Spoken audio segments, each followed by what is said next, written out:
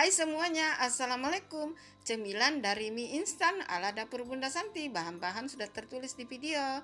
Masak air, masukkan wortel, masukkan daun bawang, diaduk-aduk sampai mendidih, lalu masukkan mie instan. Di sini Bunda pakai Indomie kari ayam. Lalu dimasukkan bumbunya.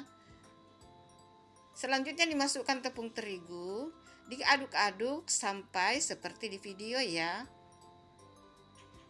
Kemudian dipindahkan ke loyang, diratakan, lalu dipotong-potong seperti di video.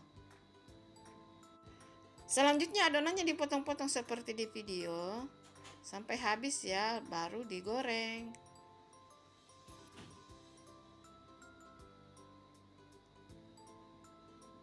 Nah, hasilnya seperti ini. Silakan mencoba resepnya, semoga bermanfaat. Assalamualaikum.